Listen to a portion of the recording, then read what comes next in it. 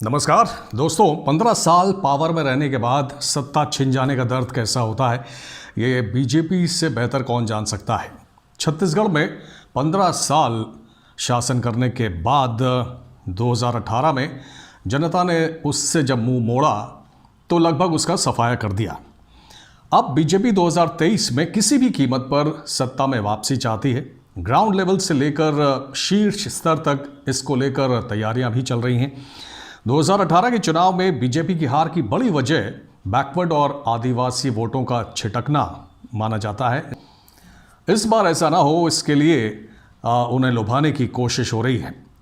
जब आप सत्ता में नहीं होते तब जनता को इम्प्रेस करना मुश्किल होता है, और वो तभी हो सकता है जब सरकार कोई बड़ी गलती करे और एक बड़ा मुद्दा हाथ लगे और उस मुद्दे को भुनाकर चुनाव जीता जा सके। वैसे कोई मौका भूपेश बघेल ने बीजेपी को अभी तक तो नहीं दिया है। फिलहाल कवर्धा, धर्मांतरण, बढ़ते अपराध जैसे मुद्दों पर ही बीजेपी अपना ध्यान केंद्रित कर रही है। खास तौर पर आदिवासी इलाकों में धर्मांतरण का मुद्दा बीजेपी जोर शोर से उठा रही है। प्रदेश में सरकार के संरक्षण में धर्मांतरण का आरोप लगाते हुए बीजेपी नेता सरकार पर हमलावर हैं।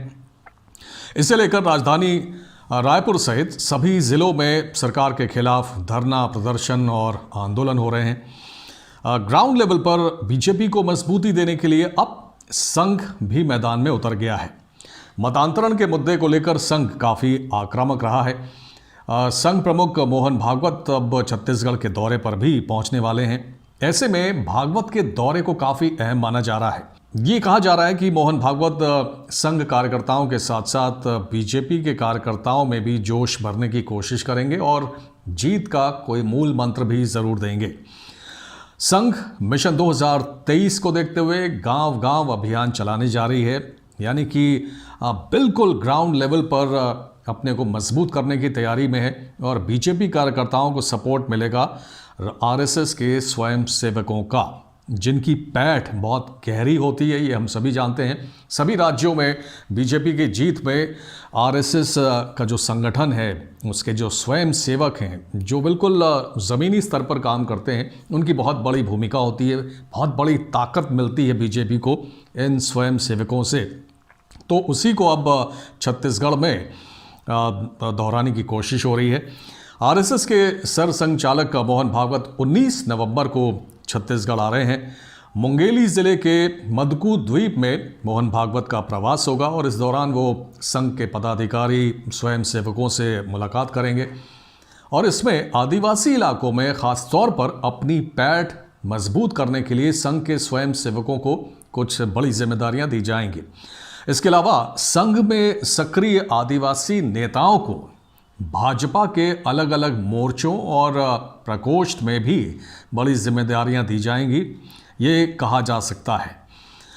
संघ की कोशिश है कि बस्तर और सरगुजा में ग्राउंड लेवल पर काम करने वाले नेताओं को सक्रिय राजनीति में मौका दिया जाए। तो इन सब पर मोहन भागवत के दौरे में मोहर लग सकती है और इन नेताओं की एक पूरी टीम को भाजपा में महत्वपूर्ण जिम्मेदारी मिल सकती है।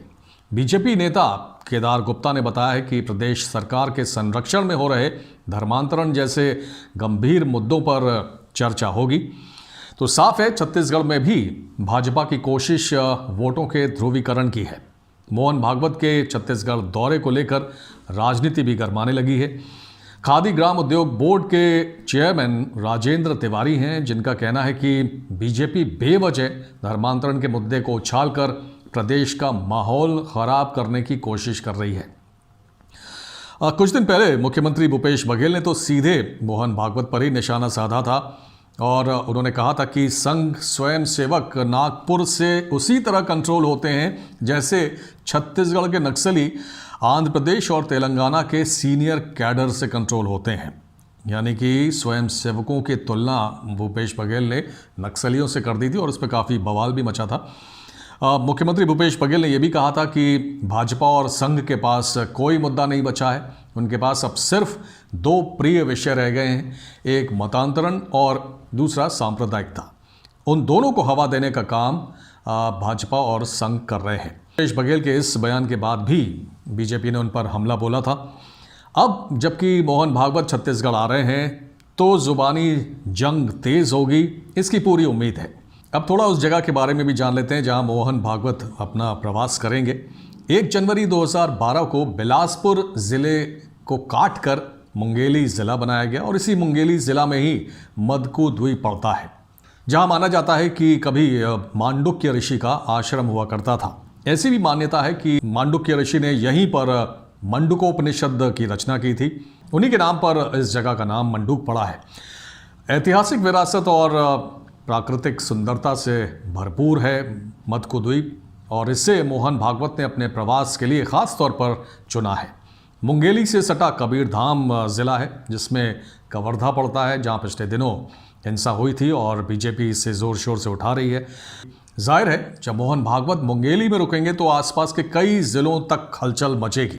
फिलहाल भागवत के दौरे को सफल बनाने के लिए संघ और भाजपा के कार्यकर्ता जोर शोर से जुटे हुए हैं। कांग्रेस की नज़र भी मोहन भागवत के दौरे पर है और हमारी नज़र भी मोहन भागवत के दौरे पर ज़रूर होगी। तो कहा जा सकता है दोस्तों, अगला हफ्ता छत्तीसगढ़ में राजनीतिक गर्मी पैदा करने वाला होगा। आपको क्या लगता है, मोहन भागवत का दौरा भाजपा में जान फूंकने में कितनी मदद करेगा? अपनी राय कमेंट सेक्शन में ज़रूर दीजिएगा। बहुत बहुत धन्यवाद। जय हिंद।